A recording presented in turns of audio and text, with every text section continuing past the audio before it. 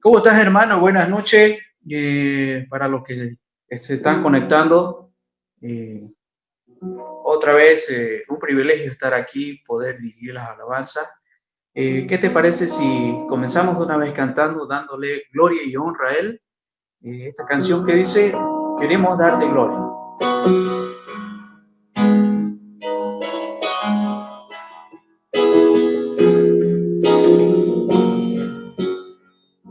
Queremos darte gloria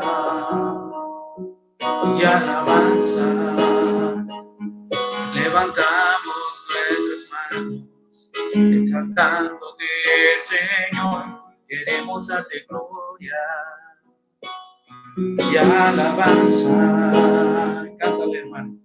Levantamos nuestras manos, exaltándote, Señor. Grande eres tú, grande tus milagros son. No hay otro como tú, no lo hay.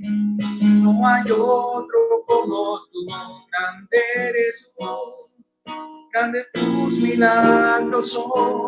No hay otro como tú, no lo hay. No hay otro como tú. Queremos darte gloria y alabanza, Señor.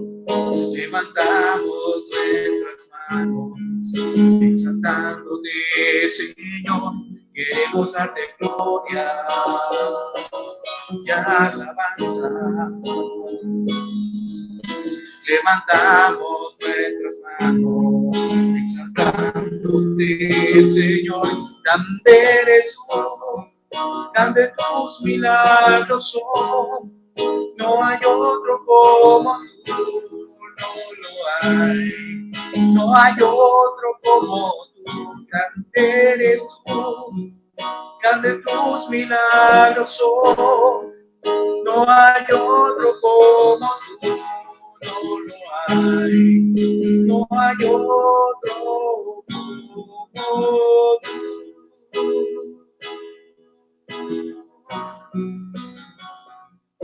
No hay otro como tú.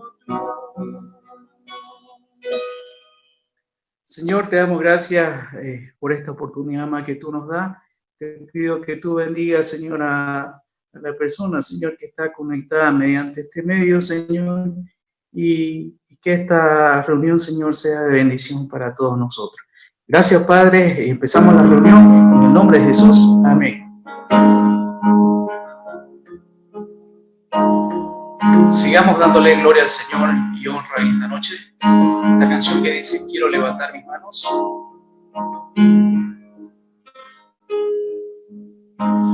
Quiero levantar mis manos, Señor. Quiero levantar mi voz, ofreciendo a ti mi vida, santidad y amor. En santidad y amor. Padre, solo a ti te ofrezco mi vida y mi corazón.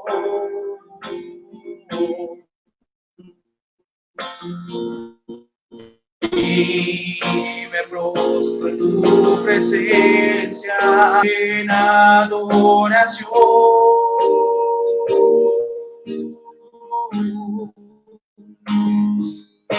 Hijo de Dios.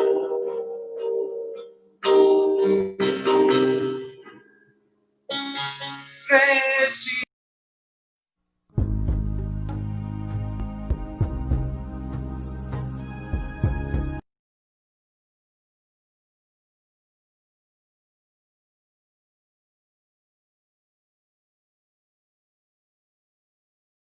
toda la gloria, la honra y honor. Cántaselo de nuevo. Hijo de Dios, recibe toda la gloria, toda la gloria, honra y honor es para ti, Señor. Toda la gloria, la honra y honor. Bien, vamos a seguir alabando a nuestro Señor. Esta canción que dice Te alabaré, sí. Acompáñame a cantarla.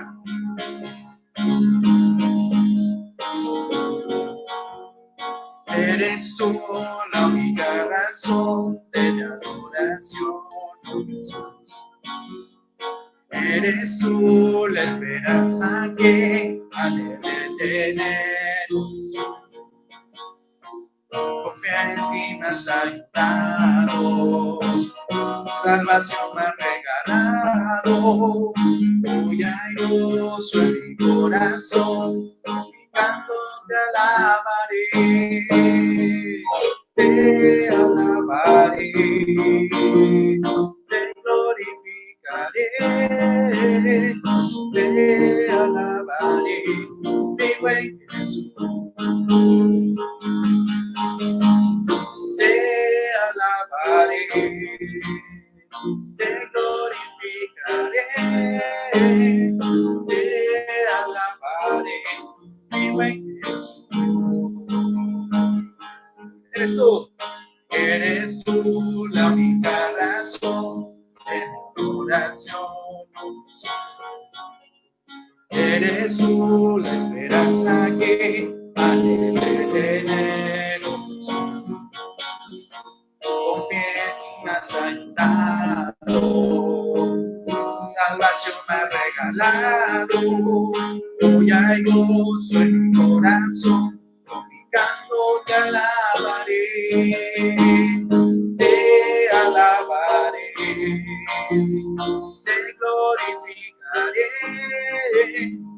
te alabaré, mi buen Jesús. Te alabaré, te glorificaré, te alabaré, mi buen Jesús. En todo tiempo te adoraré, en todo tiempo te adoraré. Te alabaré, te glorificaré, te alabaré, mi buen Jesús.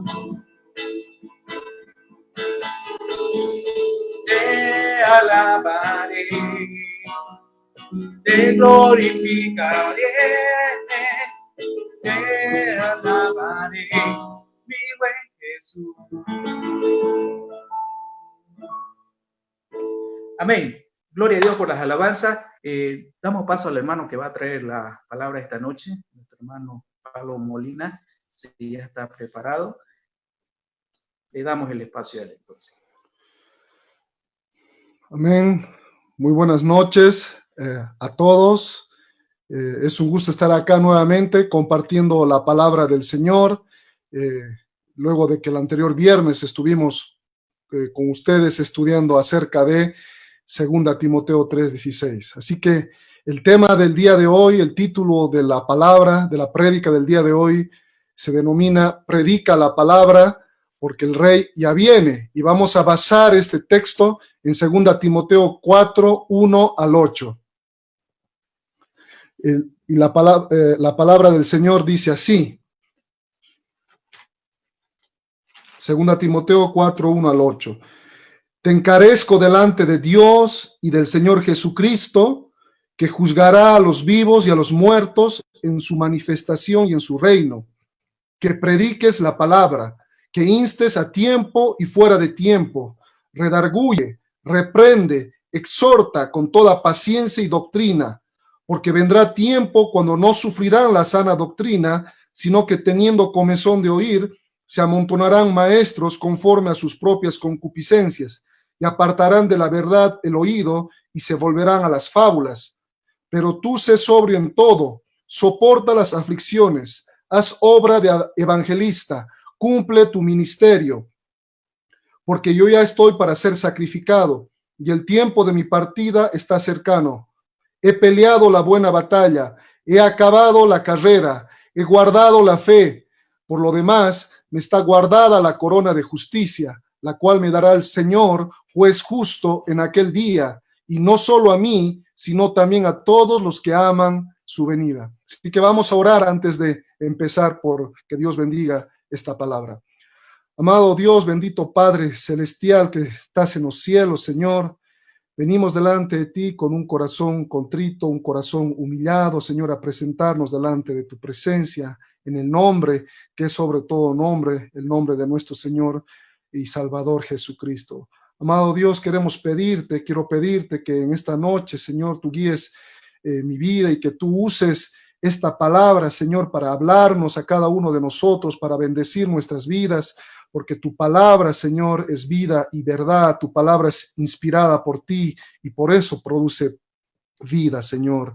Yo no soy nada, solamente es tu palabra la que trae vida y verdad. Así que, Señor, te pido que tu Espíritu Santo, Señor, nos ilumine para entender tu palabra y que bendigas a cada uno de los que están acá conectados por medio de este medio, por Zoom, por Facebook, y que, Señor, tu presencia siga con nosotros, Señor, porque nosotros somos el templo del Espíritu, Señor. Gracias te damos por este día y bendice, Señor, esta palabra. En el nombre de Jesús, amén.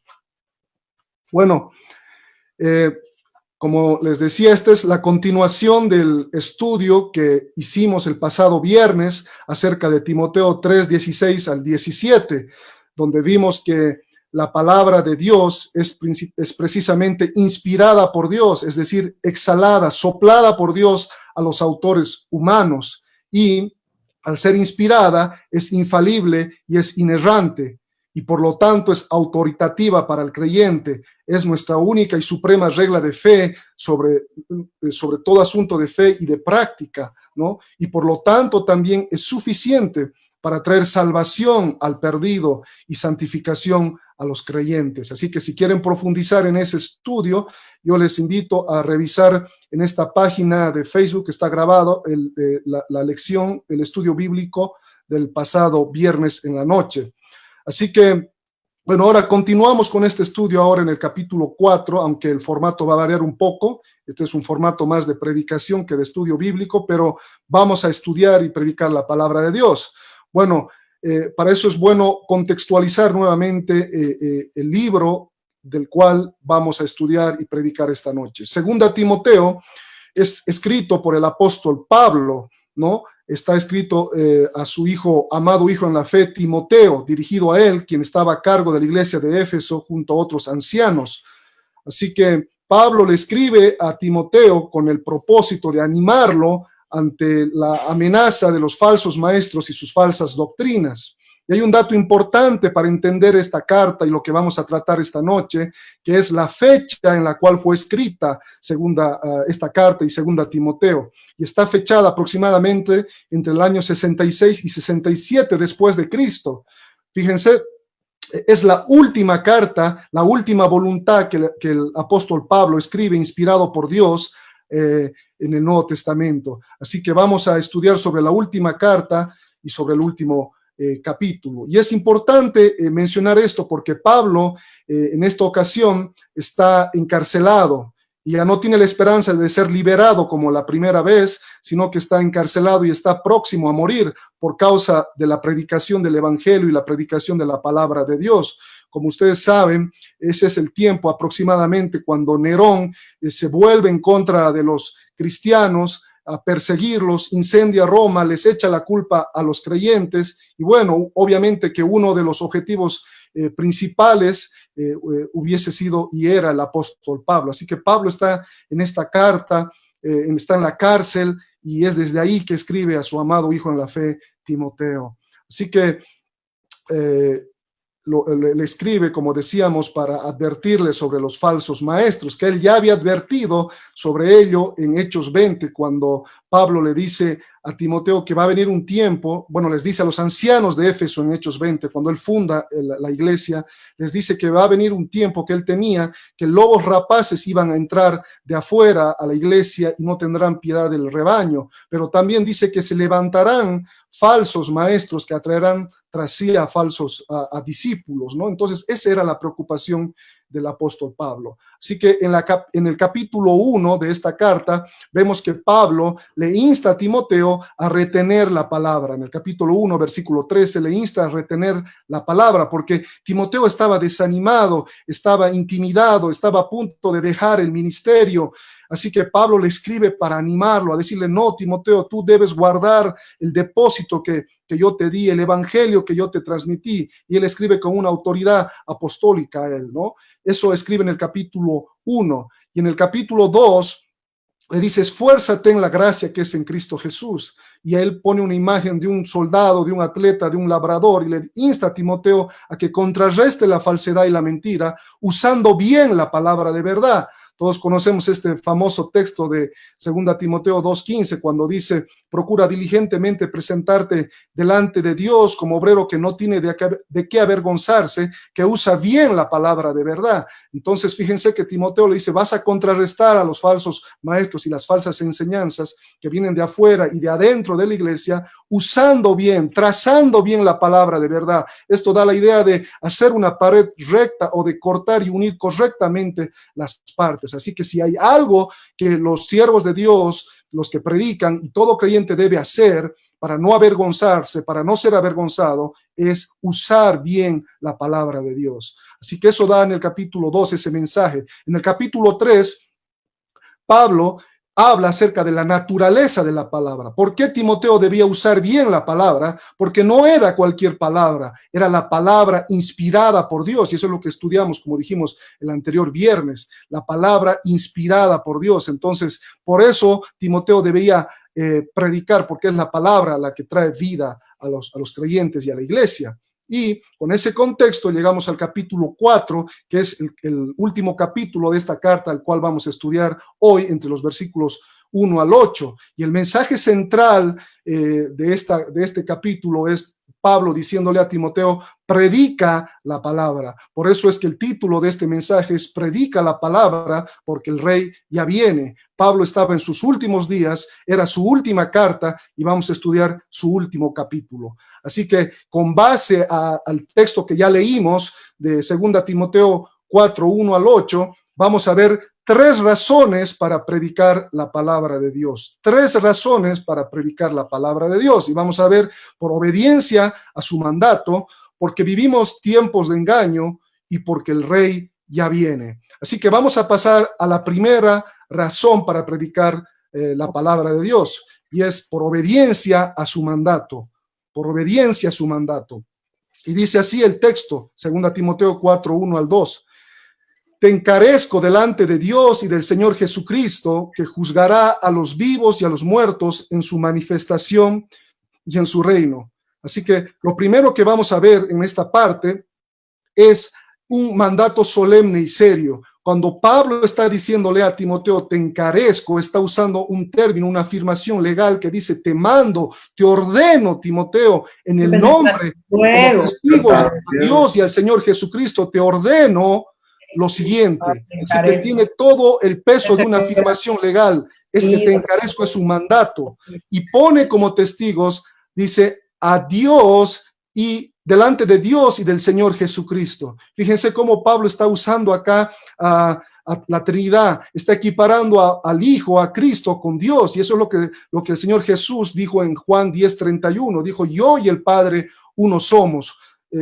Son coexistentes, coeternos, consubstanciales, tienen la misma sustancia, son diferentes personas, pero son un solo Dios manifestado en tres personas, y en este caso está equiparando, está hablando, él, inspirado por el Espíritu Santo, está mencionando acá la Trinidad, así que está poniendo como testigo a Dios y al Señor Jesucristo. Y dice además que juzgará a los vivos y a los muertos en su manifestación y en su reino. Y acá Pablo está teniendo en perspectiva el día cuando el Señor va a venir, se va a manifestar, va a venir por su iglesia y va a establecer luego su reino. Pero eso es un punto que lo vamos a ver a detalle en el último punto de esta prédica, así que no vamos a profundizar en este aspecto. Así que Pablo le está diciendo a Timoteo: te encarezco delante de Dios, amado Timoteo, lo siguiente, un mandato poderoso, y le dice que prediques la palabra, que prediques la palabra. Y fíjense, no está diciendo que predique sus opiniones, no está diciendo que predique sus ideas, no está diciendo que haga edificios o reuniones, todo eso tiene su lugar, pero lo que está diciendo es que predique la palabra de Dios, porque como hemos visto, la palabra de Dios es inspirada, exhalada por Dios a los autores humanos, y por lo tanto es la misma voz, la misma palabra de Dios que trae salvación a los perdidos y que trae santificación a los creyentes. Y la palabra que usa acá Timoteo en predica es el verbo griego kerizo. Así que en estos versículos del 1 al 2 vamos a ver 5 imperativos que Pablo usa en el idioma griego, que son un mandato. Por eso es un mandato serio, solemne y poderoso. Y predica significa proclamar públicamente algo.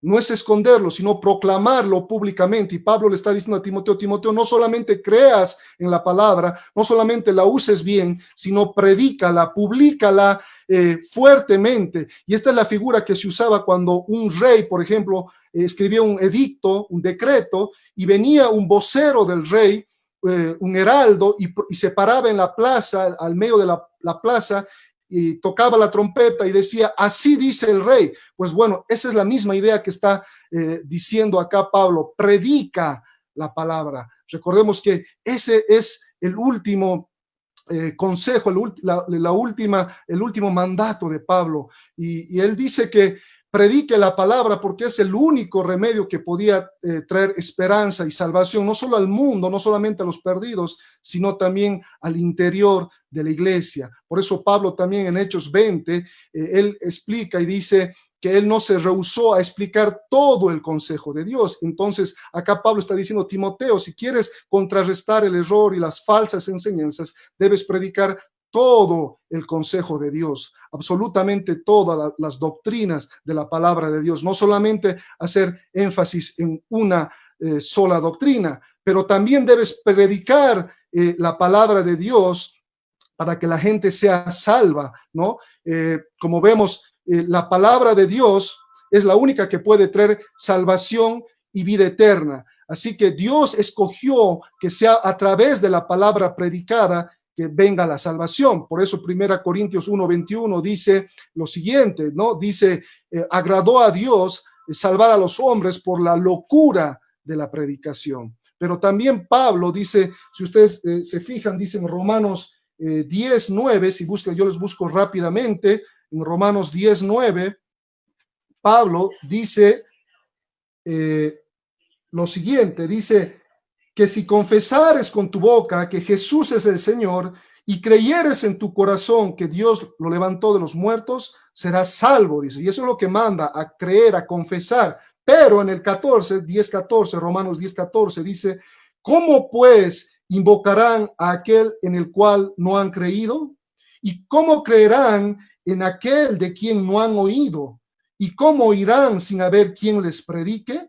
¿No? Y el 17 dice así que la fe es por el oír y el oír por la palabra de Dios. Así que para traer salvación necesitamos, la palabra de Dios trae vida y trae salvación, pero necesita ser predicada por nosotros, en este caso por Timoteo y por extensión a nosotros. La secuencia es esta: la palabra de Dios es predicada y por la acción del Espíritu Santo que convence de pecado, de justicia y de juicio, y la persona se arrepiente y confiesa y cree en el Señor Jesucristo y por lo tanto obtiene salvación. Así que por eso es la importancia de predicar la palabra. El puritano Thomas Watson, en el siglo XVII, dijo lo siguiente, dijo: fue por la palabra hablada, por los oídos que nuestros padres en el Edén perdieron el paraíso por escuchar a la serpiente. Y es también por la palabra predicada que oímos que podemos recuperar la vida eterna. Así que esa es la importancia que tiene predicar públicamente, audiblemente, fuertemente la palabra de Dios. Y ahora, los siguientes son 4 imperativos que intensifican este mandato de predicar la palabra. Y Pablo le dice que instes a tiempo y fuera de tiempo. Eso es estar dispuesto a tiempo, a tomar cualquier oportunidad, cual Boy Scout que dice siempre listo. Entonces Pablo está diciendo: aprovecha cada situación para predicar la palabra de Dios.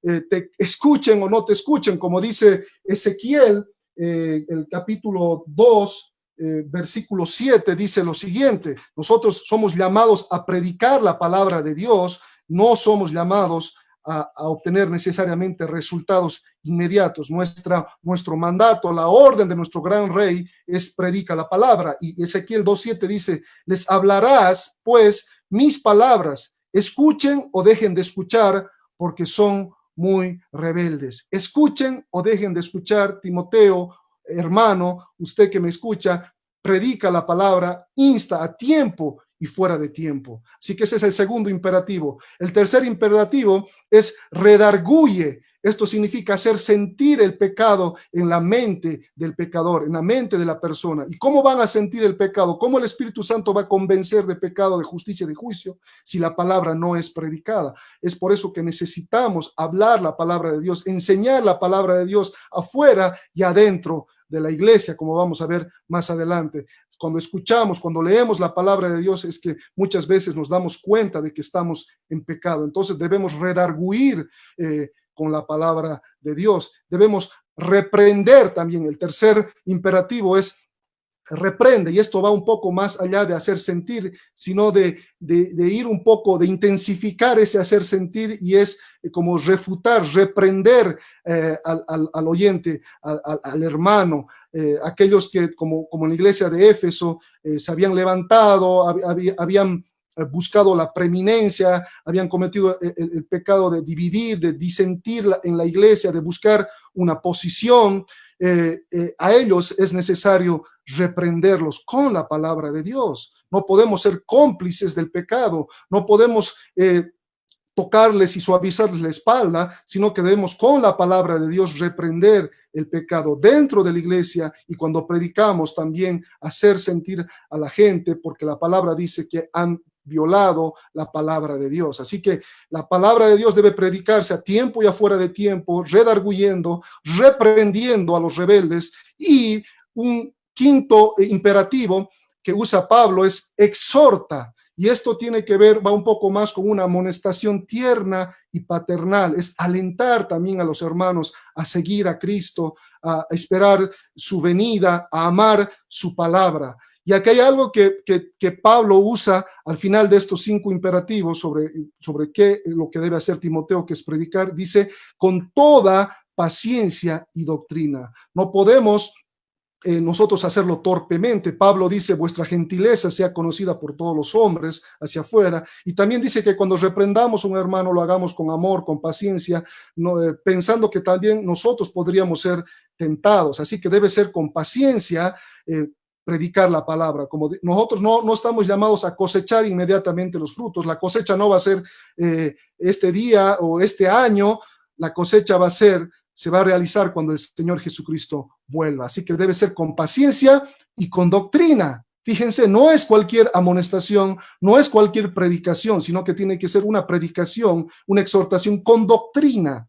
Estoy convencido de que lo que hace falta en este tiempo para la iglesia es una predicación fundamentada con buena doctrina. El doctor Martin Lloyd-Jones, el gran predicador inglés del siglo XX, decía precisamente eso, que la gran necesidad de la iglesia en este tiempo es la predicación fiel y verdadera de la palabra, porque es la palabra, como hemos visto, que trae vida. Es la palabra, mediante la palabra, mediante lo cual Dios creó al mundo en el principio. Él dijo, sea la luz, y trajo vida y creó al ser humano y todas las cosas creadas. Es por la palabra de Dios que Ezequiel, en el valle, en esa visión del valle de los huesos secos, da vida a esos huesos, prefigurando lo que iba a ser el nuevo pacto.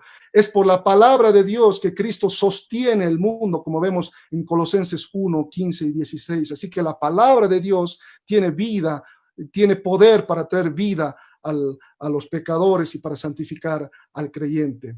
Así que, querido hermano que me escuchas, hermana, ¿qué vas a hacer? ¿Vas a obedecer a este mandato? ¿Vas a escuchar la voz de tu Señor? ¿Vas a predicar? ¿Vas a publicar las grandezas de la palabra del Señor?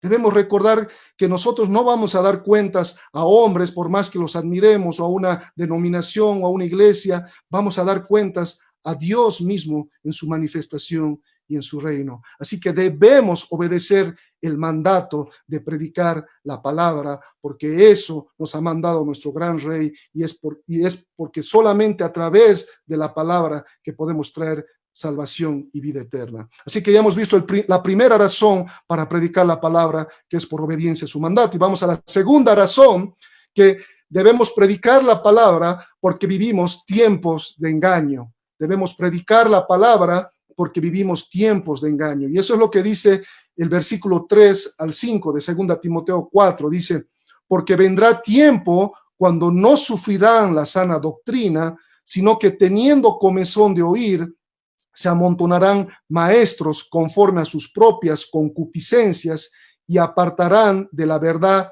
al oído y se volverán a las fábulas. Así que Pablo está advirtiendo de un tiempo que iba a venir después de la partida del mismo apóstol Pablo, ¿no?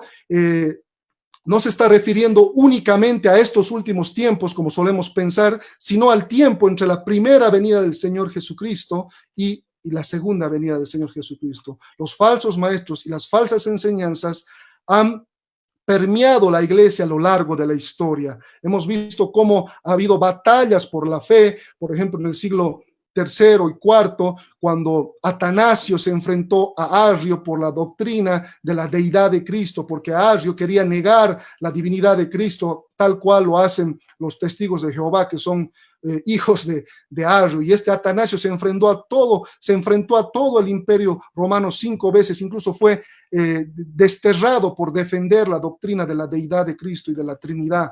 Así que ahí se acuñó la frase Atanasio contra mundum, Atanasio contra el mundo. Así que siempre ha habido ataque contra la doctrina, ha habido ataque contra la doctrina de la Trinidad, ha habido un ataque a la doctrina de la salvación. Ustedes han visto cómo se ha desvirtuado en la Edad Media y en la época de la Reforma, ya por el 1500, cómo la salvación no era solamente por la fe, sino era la fe más los sacramentos, la fe más las obras, y por eso Dios usó, por ejemplo, a Martín Lutero para traer la reforma protestante. Bueno, antes a Wycliffe, a John Huss, a Lutero y todos los reformadores, y ellos recuperaron, no es que descubrieron, sino que recuperaron lo que estaba empolvado y era la doctrina de la justificación solamente por la fe en Cristo Jesús, tal cual Pablo lo explica en todas sus epístolas, con especial énfasis en Romanos y en Gálatas, que la salvación es solamente por la fe en Cristo Jesús y nada más. Así que esos son los embates que ha sufrido la iglesia a lo largo de la historia. Bueno, y en los tiempos actuales también tenemos embates. El viernes conversábamos acerca de los embates, de los ataques en contra de la credibilidad de la Biblia que se dio por el liberalismo teológico, por ejemplo, a finales del siglo XIX, a comienzos del siglo XX, tratando de desvirtuar la inspiración de la Biblia, tratando de sacar todo lo milagroso de la Biblia y reducirlo a un simple libro de historia y todavía errante, ni siquiera inerrante. Entonces la iglesia tuvo que levantarse y responder, y ahí se volvió otra vez a defender la doctrina de la inspiración y de la inerrancia bíblica. También vemos ataques en contra de la suficiencia de la palabra de Dios. Mucha gente acepta la inspiración de la Biblia, pero niegan la suficiencia de la Biblia. ¿Me entienden? Teóricamente aceptan la inspiración, pero niegan en la práctica que esta es la palabra inspirada y suficiente de Dios. Y por eso es que en estos tiempos tenemos movimientos tales como el movimiento apostólico, profético, que trae nuevas revelaciones, que inflan el ego de las personas, autonombrándose profetas o apóstoles, mejor dicho, y profetas también, cuando sabemos que el último apóstol era el apóstol Pablo, como él dice en 1 Corintios 15, y que el requisito para ser apóstol era haber presenciado el ministerio, la resurrección de Cristo y haber sido encomendado directamente por Cristo, como vemos en Hechos 1. Y Pablo fue el último, como un abortivo, dice él, a quien Cristo se le apareció. Así que en este tiempo vemos que la gente no sufre la sana doctrina y hay una mala doctrina. Y esa doctrina de apóstoles y profetas trae supuestas revelaciones y profecías y añadiduras a la palabra de Dios. Entonces, eso es lo que tenemos que combatir. Y otro mal que aqueja a la iglesia en este tiempo, tal cual también Pablo lo anticipó, es el evangelio de la prosperidad, que dice al cristiano que tú tienes que ser próspero, que todo te tiene que ir bien, y que si no te va bien, entonces Dios no está contigo, lo cual es una falsedad del mismo diablo, porque Pablo estaba escribiendo 2 Timoteo desde la cárcel. No le estaba yendo bien según los términos de este mundo, pero como vamos a ver, sí estaba siendo fiel a su llamado y a nuestro Dios. También tenemos en este tiempo distorsiones a las doctrinas, la guerra espiritual, la declaración positiva, con los términos bien conocidos como yo decreto, yo declaro, yo ordeno, los cuales son aberraciones, los cuales son ataques a la suficiencia de la palabra de Dios, es ponerse en lugar de Dios, es usar a Dios para fines egoístas. Así que debemos rechazar esa mala doctrina. También tenemos el antinomianismo, creyentes que quieren vivir sin la obediencia a la palabra de Dios, quieren a un Jesús como Salvador, pero rechazan a un Jesús como Señor y dicen yo ya soy salvo, hice una oración y luego viven peor que uno que nunca ha escuchado la palabra de Dios. Así que no es eso. El que es verdaderamente salvo, es salvo. Dios guarda esa salvación, está seguro en su salvación, pero la evidencia va a dar fruto. Jesús dijo, por sus frutos lo conoceréis. Es decir, la evidencia de una vida regenerada, cambiada y salvada para siempre son los frutos, son obediencia al Señor. Así que también debemos rechazar tanto el antinomianismo como el legalismo, que es añadir las obras de la ley para alcanzar o mantener salvación. Somos salvos solamente por la fe en Cristo Jesús, por la gracia en Cristo Jesús. Así que debemos rechazar toda falsa doctrina, pero la Biblia, por lo general, amenaza y denuncia a los falsos maestros. Pero aquí tenemos la otra cara de la moneda, porque dicen, quienes teniendo comezón de oír, se amontonarán, dice, se amontonarán maestros conforme a sus propias concupiscencias. Estamos en 2 Timoteo 4, 3 al 5. Se amontonarán maestros conforme a sus propias concupiscencias y apartarán de la verdad el oído y se volverán a las fábulas. Es decir, los falsos maestros necesitan gente que los escuche, ¿no? Y eso es lo que está pasando. Estamos viendo que cuando Pablo escribe esta carta a Timoteo, la iglesia de Éfeso, está hablando acá de creyentes nominales, creyentes que no les gusta ser confrontados con la verdad de la palabra de Dios. Entonces ellos apartan de la verdad al oído. Esa es una característica de los últimos tiempos. Y buscan maestros y buscan predicadores que les hablen cosas agradables a sus oídos. No quieren ser confrontados en sus pecados, sino que quieren ser más bien alentados en su pecaminosidad, en su liberalidad. Así que estos van buscando quien les predique novedades, prefieren la mentira que les redarguye a la verdad que los confronta, prefieren la mentira que les redarguye a la verdad que los confronta. No quieren la verdad de Dios, no quieren escuchar la palabra de Dios. Así que mientras haya demanda de falsas enseñanzas y de falsos maestros, lamentablemente va a haber quien se preste para tal cosa. Así que vivimos tiempos peligrosos, tiempos de engaño, donde en los púlpitos, en vez de tener predicadores que usan bien, fielmente la palabra de Dios con reverencia, con precisión, tenemos a payasos, tenemos a personas que entretienen el púlpito. El púlpito es el trono de la palabra de Dios y no puede ser ocupado por falsos maestros y por falsas enseñanzas. Y esa es la característica que acá Pablo advierte a Timoteo: se volverán a las fábulas. Así que nosotros debemos contrarrestar esas mentiras. Y para sellar esta parte, fíjense lo que dice Jeremías 5:30-31 rápidamente respecto a esto. Lo mismo pasó a lo largo de todo el Antiguo y el Nuevo Testamento. Y Jeremías 5:30-31 dice lo siguiente, dice: cosa espantosa y fea es hecha en la tierra.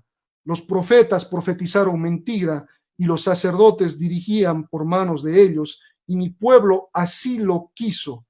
¿Qué pues haréis cuando llegue el fin? ¿Qué pues haréis cuando llegue el fin? Así que fíjense que la mentira estaba también en el pueblo de Israel en el Antiguo Testamento. ¿Y qué haremos cuando vengan estos falsos maestros, estas falsas profecías que vemos en el día de hoy? ¿Cómo vamos a contrarrestar estos tiempos de engaño? Pues Pablo acá le dice a Timoteo, y va a usar los últimos 4 imperativos en griego, le dice: pero tú, Timoteo. Fíjense ese contraste, esos benditos pero en la escritura, como vemos en Romanos 3:21, cuando Pablo contrasta la justicia que es por la ley con la justicia que es por la fe y por la gracia de Dios. Y dice: pero la justicia ahora se ha revelado por la fe. Y acá Pablo está usando otra vez pero, son importantes. Cada palabra es inspirada por Dios, como hemos visto el viernes.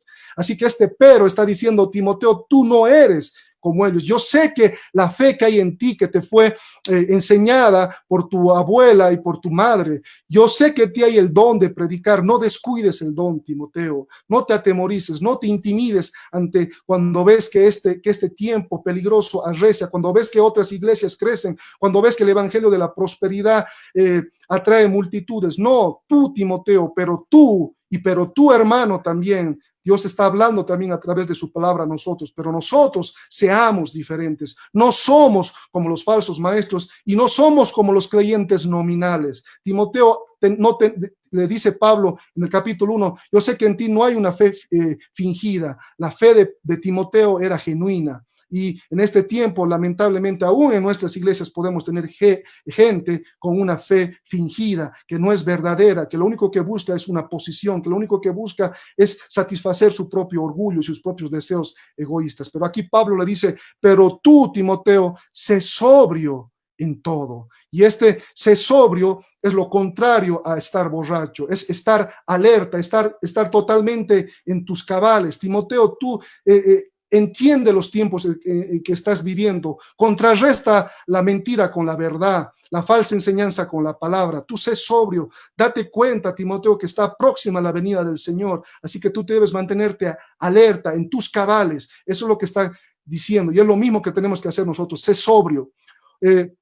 Otro imperativo, el sexto imperativo: soporta las aflicciones, soporta las aflicciones. Vamos a contrarrestar el engaño soportando las aflicciones. Hermano, cuando seamos fieles a la palabra de Dios y al evangelio, vamos a sufrir persecución. Y eso ya nos lo advirtió el Señor Jesucristo en el Sermón del Monte, Mateo 5:11. Dijo: gozaos y alegraos cuando por mi causa os halléis en diversas pruebas. Y bueno, eso es en Santiago, pero en Mateo 5:11 dice: cuando sufran persecución por causa de mi nombre. Así que vamos a soportar aflicciones por los del mundo, porque el mundo dice que no entiende lo que predicamos. Para ellos locura, entonces nos van a perseguir. Vamos a sufrir persecución por nuestros amigos, por nuestra familia que no es creyente, por nuestros colegas de trabajo, y lamentablemente aún vamos a sufrir persecución y angustia por creyentes nominales que se dicen ser hermanos, pero que no lo son. Y Pablo está diciendo: soporta las aflicciones. Y Pablo no está hablando en teoría, porque él estaba encarcelado, estaba próximo a ser ejecutado por causa del evangelio. Así que debemos predicar la palabra de Dios soportando las aflicciones. Contrarrestar el error, hermanos, trae aflicción, trae división. La verdad siempre confronta, la verdad siempre divide, y eso a veces trae aflicción, pero debemos ser fieles. También un penúltimo, un octavo imperativo que vemos es haz obra de evangelista. Está diciendo Pablo a Timoteo: haz obra de evangelista, es decir, anuncia el evangelio. Y eso es algo que no se hace en este tiempo. Predican a un Jesús, un Jesús que solamente ama, pero nadie habla de arrepentimiento. Los púlpitos ya no hablan de pecado, ya no llaman a la gente al arrepentimiento. Solo tenemos predicadores que entretienen a la gente, que le dicen que tu mejor vida es ahora, que le dicen que Dios quiere cosas buenas para ti, pero no hacen como el Señor Jesús o como hacía el mismo apóstol Pablo, llamar a la gente al arrepentimiento. Y hacer obra de evangelista es aquí un llamado para todos, no es solamente limitado a los que se dedican a tiempo completo como un ministerio tipo Billy Graham u otros, no, aquí todos somos llamados a hacer obra de evangelista, a evangelizar, a decirle al mundo que Dios ha establecido su ley en su palabra, que el creador de todos los cielos y la tierra ha establecido su ley, su voluntad en su palabra, y que cuando nosotros violamos su palabra, ofendemos a ese Dios, porque nosotros somos pecadores por naturaleza, como dice Salmo 51, y por decisión, como dice Romanos 3:23, por cuanto todos pecaron, están destituidos de la gloria de Dios. Entonces debemos hacer sentir y comunicar a la gente que han pecado y que han ofendido a Dios, pero esas son las malas noticias. Y las buenas noticias son que Dios, en su amor, en su misericordia, ha enviado a su Hijo unigénito a salvarnos a este mundo, ha enviado a su Hijo a morir en la cruz por nuestros pecados. Así que nosotros debemos, ante eso, debemos llamar a la gente al arrepentimiento. Sí, la salvación es por gracia, pero Dios demanda fe y arrepentimiento. Y es un arrepentimiento genuino, involucra no solamente. El arrepentimiento va más allá de solamente algo intelectual, de reconocer el pecado, sino que afecta las emociones y afecta la voluntad. La voluntad es cambiada, la vida es cambiada. Entonces debemos hacer obra de evangelista. Estamos todavía en el punto 2, que dice, porque vivimos en tiempos de engaño. Entonces tenemos que hacer obra de evangelista. Y el último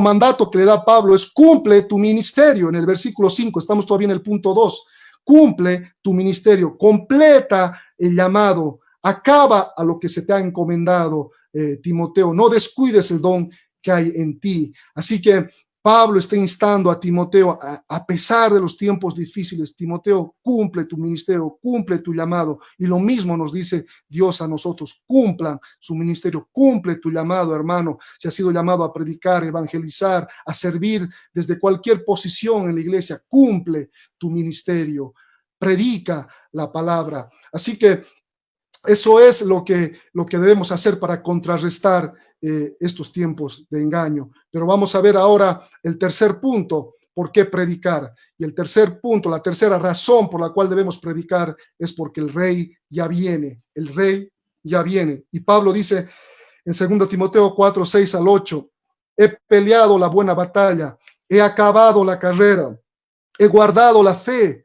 Por lo demás, me está guardada la corona de justicia, la cual me dará el Señor, juez justo, en aquel día, y no solamente a mí, y no solo a mí, sino también a todos los que aman su venida. Así que cuando Pablo le dice a Timoteo que cumpla su ministerio, él no le está hablando de manera teórica, él no le está ordenando algo sin dar el ejemplo. Pablo había cumplido su ministerio. Por eso vemos en el capítulo 6 y dice: he peleado la buena batalla, he acabado la carrera, he guardado la fe. Oh, hermanos, que Dios nos encuentre diciendo eso. Tú que eres un hermano que tal vez ya estás de edad avanzada, no te desanimes, hermano. El rey ya viene.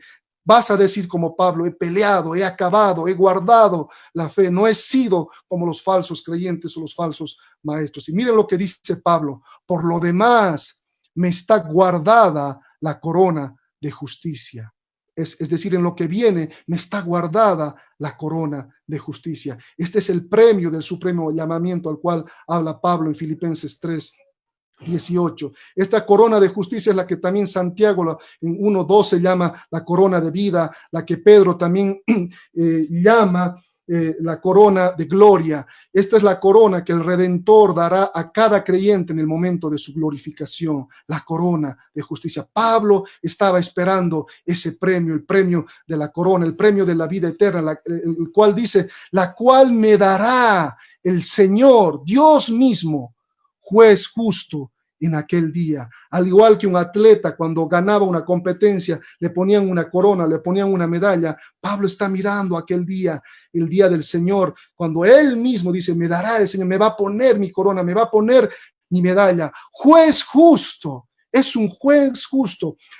Contrariamente a lo que Pablo estaba experimentando aquí en la cárcel, Pablo estaba injustamente en prisión por causa de la persecución de Nerón, que era un juez injusto, un loco que va a ser juzgado en el día final. Pero en contraste, en contraposición a Nerón, Dios dice, el Señor, juez justo, me va a dar la corona de la justicia. Hermanos, a veces el mundo nos persigue, el mundo no entiende nuestro llamado, el mundo no entiende la palabra de Dios y a veces nos persigue, pero Dios un día, el juez justo, va a venir a reinar. Un día Él vino como Salvador, un día Él vino como corderito, como cordero fue llevado al matadero, dice Isaías 53, pero va a venir para reinar y para juzgar, como vamos a ver en unos momentos. El juez justo en aquel día, ¿qué día? El día de la manifestación, como hemos visto en el versículo 1 de este pasaje, en 2 Timoteo 4:1, cuando él dice, te encarezco delante de Dios y del Señor Jesucristo, quien juzgará a los vivos y a los muertos en la manifestación de su reino. Ese es el día. En aquel día, en 2 Timoteo 1:12, Pablo dice, yo he guardado el depósito para aquel día, el día cuando el Señor venga por su iglesia. Y eso es lo que Pablo, hermanos, escribió en Corintios 15:51, hablando del misterio del arrebatamiento, el misterio del rapto de su iglesia. En 1 Corintios 15:51, él dice así, en un momento, en un abrir y cerrar de ojos, a la final trompeta, porque se tocará la trompeta y los muertos serán resucitados incorruptibles y nosotros seremos transformados. Eso es algo que también el apóstol Pablo dice en 1 Tesalonicenses 4:16-17, como vamos a ver, porque el Señor mismo, con voz de mando, con voz de arcángel y con trompeta de Dios, descenderá del cielo y los muertos en Cristo resucitarán primero. Luego nosotros, los que vivimos, los que hayamos quedado, seremos arrebatados juntamente con ellos en las nubes para recibir al Señor en el aire y así estaremos siempre con el Señor. Así que Pablo está esperando aquel día cuando el Señor va a venir por su iglesia a llevarla para que seamos juzgados en el tribunal de Cristo, como dice 2 Corintios 5:10, y para que seamos premiados con la corona de justicia, con la corona también de la vida eterna y para que disfrutemos de las bodas del Cordero. Así que ese día estaba en la mente de Pablo, hermanos. Y miren lo que dice en aquel día. Y no solo a mí, o sea, no se trata solamente de Pablo. No es el único que va a lograr ese premio. Dice, sino también a todos los que aman su venida. A todos los que aman su venida. Y fíjense cómo Pablo no es egocéntrico, no es egoísta. No dice yo me lo merezco. No, a todos los que aman su venida, los que han sido salvos por la gracia de Cristo Jesús, los que se han arrepentido de sus pecados, los que han puesto su fe en nuestro gran Dios y Salvador Jesucristo. Y por lo tanto, el distintivo de los creyentes, de los verdaderos creyentes, es que aman su venida, desean ver al Rey, desean servir al Rey, desean alabar al Rey. Así que por eso es que Pablo en todo su ministerio, a lo largo de toda 2 Timoteo, pero también a lo largo de las 13 cartas que él escribe, él tiene esa perspectiva eterna, hermanos. No debemos solo mirar la tierra, no solo debemos mirar este tiempo, esta aflicción presente, la pandemia, el coronavirus, la cuarentena. No, eso es pasajero. Tal vez nosotros no vamos a ser prontos a ser ejecutados como Pablo aquí en manos del Imperio Romano, pero la muerte nos acecha, hermanos. Podemos enfermar, contraer el virus, morir, pero eso es pasajero. Eso es un paso a la vida eterna. Nosotros debemos estar esperando, amando la segunda venida de nuestro Señor Jesucristo. Y Pablo, a lo largo de sus cartas y en Apocalipsis, nos habla de esa venida. Y voy a hacer un breve resumen ya para ir terminando sobre lo que queda. El Rey ya viene. El Rey ya viene. Antes de ir a la conclusión, yo quiero que vayan a Apocalipsis 1:19, cuando el apóstol Juan recibe la visión de los últimos tiempos y Dios le dice, el ángel le dice, escribe las cosas que has visto y las que son y las que han de ser después de estas. las que has visto, las que son y las que han de ser después de estas. Y aquí está hablando las que son, las que has visto son la visión del capítulo 1, las que son el mensaje a las iglesias, Apocalipsis 2 y 3, que son dirigidas a iglesias en ese tiempo, pero que tienen una aplicación también a la iglesia actual.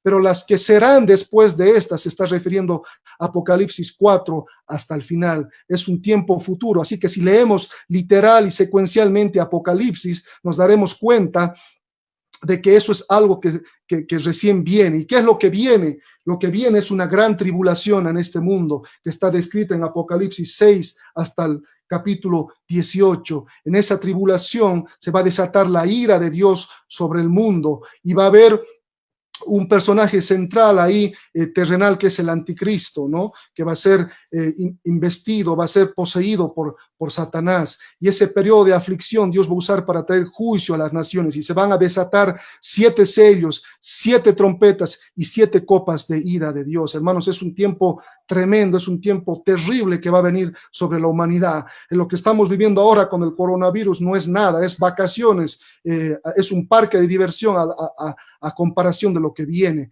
Pero hay una buena noticia: el Señor no va a permitir que su iglesia pase por el día de la ira de Jehová. Así que, como ya hemos visto, vamos a ser arrebatados antes del día de la ira, como vemos en 1 Tesalonicenses 1:10, donde dice que el Señor va a librar a su iglesia de la ira venidera, como ya hemos visto en 1 Corintios 15:51 y en 1 Tesalonicenses 4:16 y 17. Pero ¿quiénes se van con Cristo? Solamente los que se hayan arrepentido, hayan puesto su fe en Cristo Jesús, los que hayan reconocido su pecado por el Espíritu Santo. Así que necesitas arrepentirte. Si tú que estás escuchando todavía no estás seguro de tu salvación, todavía tú no has alcanzado la salvación, necesitas arrepentirse para no llegar a ese día terrible cuando Dios, en medio de la tribulación, va a juzgar, va a destruir al sistema económico y al sistema religioso de este mundo, cumpliendo la última semana de Daniel que vemos en Daniel 9:27, la 70ª semana. Ese es el periodo de la tribulación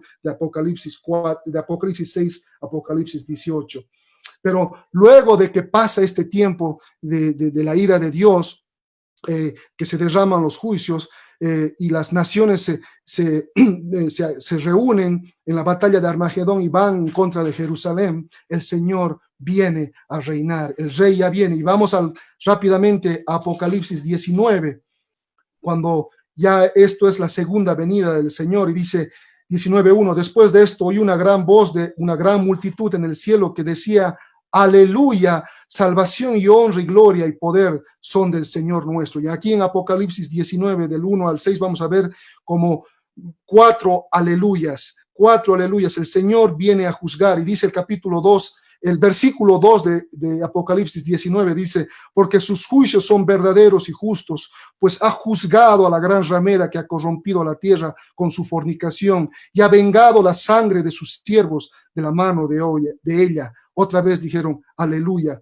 Y el versículo 6 de Apocalipsis 19 dice: aleluya, porque el Señor, nuestro Dios todopoderoso, reina. Gocémonos y alegrémonos y démosle gloria, porque han llegado las bodas del Cordero y su esposa se ha preparado. Este rey viene a reinar, este rey viene a juzgar. El Señor, nuestro Dios todopoderoso, viene a reinar y va a poner fin a la maldad y va a poner fin a la injusticia. Es un Dios de justicia, es un Dios que trae verdadera paz y verdadera justicia.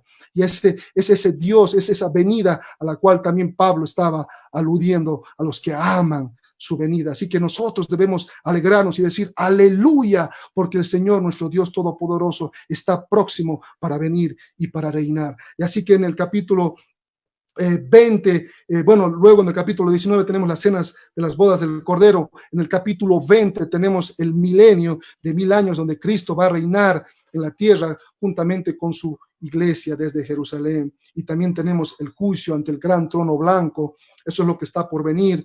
Y luego de eso, Satanás es soltado por un breve momento de tiempo, engaña a algunos y luego es juzgado definitivamente y lanzado al lago de fuego. Satanás es lanzado y derrotado definitivamente al lago de fuego, juntamente con los que han rechazado la verdad del Evangelio, juntamente con los enemigos de Cristo, con los enemigos de Dios. Así que Eso es lo que viene. Y luego de eso viene cielo nuevo y tierra nueva, la nueva Jerusalén, donde se instala el reino eterno de Dios, donde nuestro Señor Jesucristo va a reinar para siempre junto a sus santos. Así que eso es lo que Pablo tiene en mente cuando él está soportando la aflicción, soportando la cárcel, y cuando está encomendando a Timoteo, le está diciendo: Timoteo, yo te dejo la posta, Timoteo, yo ya estoy próximo a ser ejecutado, voy a recibir mi corona, pero tú, mientras tanto, Timoteo, predica la palabra. Y eso es lo que el Señor nos dice también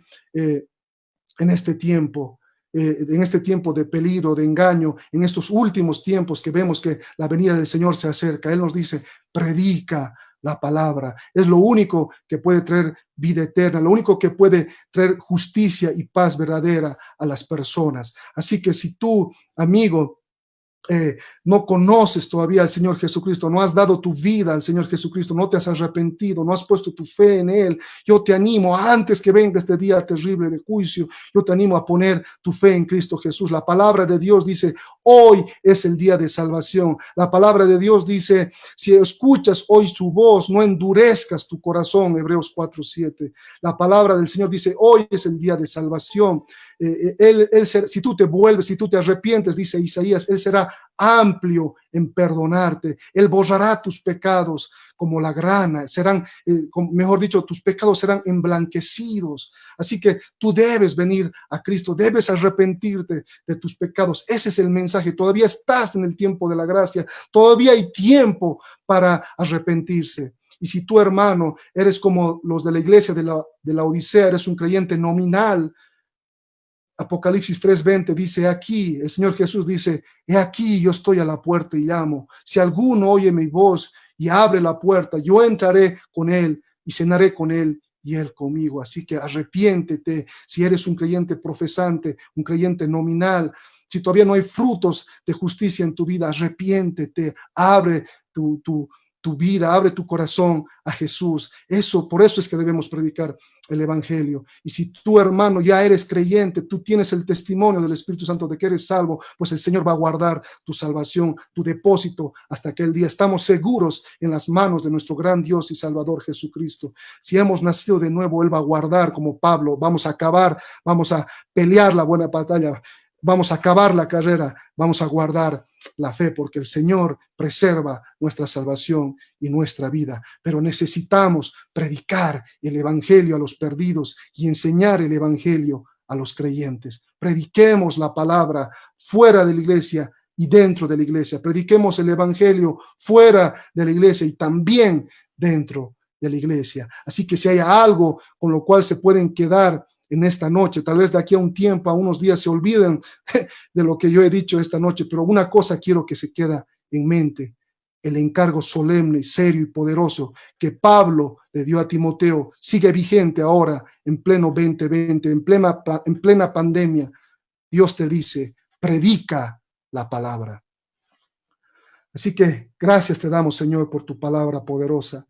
Gracias te damos, Señor, por la salvación gloriosa de nuestro gran Dios Salvador Jesucristo. Gracias por enviar a tu Hijo Jesucristo, nuestro gran Rey, a morir en la cruz por nuestros pecados. Gracias, Señor, porque has abierto nuestros ojos, nos has abierto los ojos, el entendimiento a tu palabra. Gracias, Señor, por habernos salvado, por habernos escogido, por habernos dado vida eterna, Señor. Gracias por tu gloriosa y poderosa palabra, Señor, que podamos atesorarla como la palabra inspirada por Dios, Señor, que podamos leerla, estudiarla y proclamarla, Señor, y que la gente, Señor, pueda escuchar, nuestra familia, nuestros amigos, nuestros hermanos puedan abrir sus mentes, su corazón a la fe del evangelio. Gracias, Dios. Y Señor, anhelamos tu venida. Señor, manténnos sobrios, Señor, atentos a tu venida por tu iglesia, Señor. Queremos reinar contigo y queremos estar contigo para siempre, Señor. Gracias, Padre, en el nombre de nuestro Señor Jesucristo. Amén.